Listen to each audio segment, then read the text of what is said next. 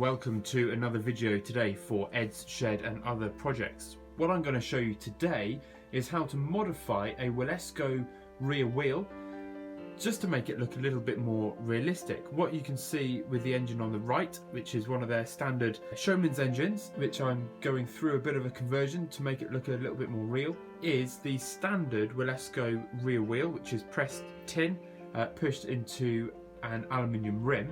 And on the left engine, you can see quite a heavily modified Wilesco engine that I've almost finished. And that is currently running a Mammod rear wheel, which has been pushed into the Wilesco rim. So I'm going to show you how to do that today. As you can also see, both of these engines have had their front wheels modified, which is the exact same process. But what I've done there is pushed both of the centers out and then turned one of them just by 30 degrees, which then reveals the spokes on the other side, and then pushed it back in. So that's how I did that one. But let's go now and have a look at how to modify the rear wheels on a Wilesco engine. To do this job, you are going to need one tin of paint, one roll of electrical tape, one hammer, either a nice big old chunky one like this, or if you want to be a little bit more careful, a little hide hammer like this one. And I think that's it. So, of course, first jobs first, you need to get yourself your Wilesco wheel that you're going to be working on. So, I'm going to be working on this one here. So let's just pull that off. And I've got just a little block just to put under there. And you are going to need to remove anything that's on the wheel already. For example, I've got this little rubber tyre already on it. So I'll just take that off, put that to one side. And then simply just lay the wheel on top of the paint tin. The reason why we do this is because the way that Wilesco make their wheels is you've got this aluminium rim here, and then pressed into it is the metal tin work. And what we're going to be doing is supporting the metal tin work on the paint tin like this, and gently tapping around the edge to knock the rim off. Hope that makes sense. It's as easy as this.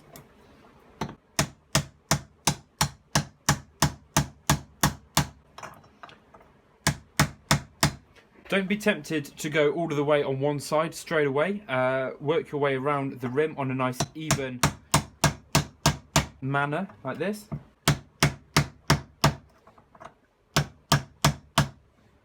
And then it should just pop off. There. Can you see how it's beginning to come out now? So almost pushed it all the way through from that side, and on this side it's already starting to come through. So let's just carry on a little bit more.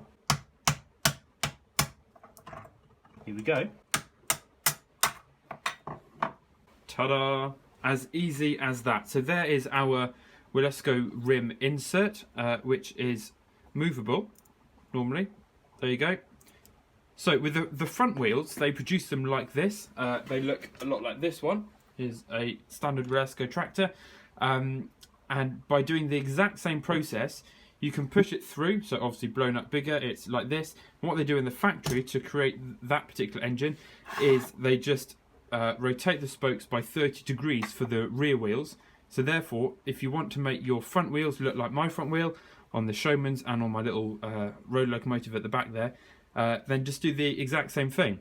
Push it out as we've just done with the rear wheel, and then twist it 30 degrees, and it will look like that, which is what I've got on the rear wheel. So that is ready now for the Mammod wheel to be pushed into. So let's crack on and do that.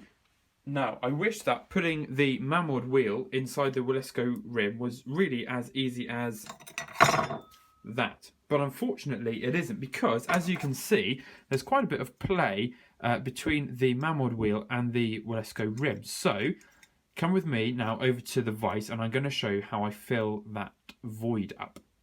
And welcome to the other end of the bench where the vise is set up for us. Now, what I've done here is I've put one of the Mammod wheels on the axle, and I'm holding the axle in the vise so that the wheel spins nicely for us. And what we're going to do is grab your electrical tape. Now some people use an aluminium tape here.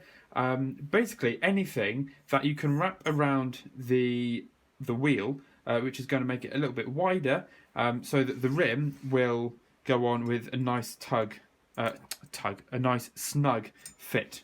So I will let you know how many turns I end up doing, because this is a slightly boring process to watch, but just lay it on just to start with, and then just start turning, really.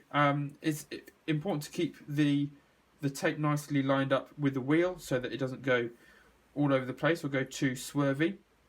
But if it does, just lift it off and realign it and then start again. And what's quite good about electrical tape is you know that you've done one bit round. So there, I know I've done one complete circle now because I can see the line of where I started coming through the tape. So you just keep on spinning.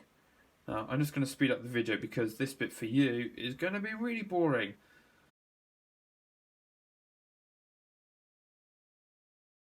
Okay, so that was 7 rotations, and I'm just going to put it back to where it started so it's even. And one tool that I forgot to mention earlier that you're going to need is a pair of scissors, and just chop it off there.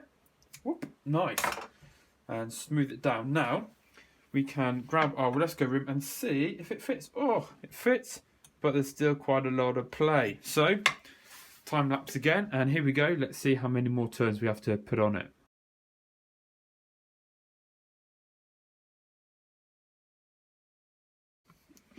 Right, so that is 10 turns. I've just tried the rim on it and it is a little bit too tight. So I'm just going to grab the end of the tape and just put it off maybe quarter of a turn or so, and just trim that off, smooth it down, try again.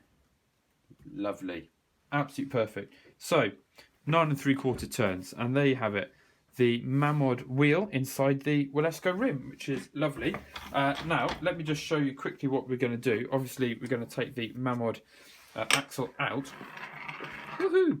There is a bit of a step now. Let's see if the video will show this step between the edge of the Mammod rim and the Wilesco rim. So what I've done on the other engine, just to make it a little bit smoother, is I think I used car body filler.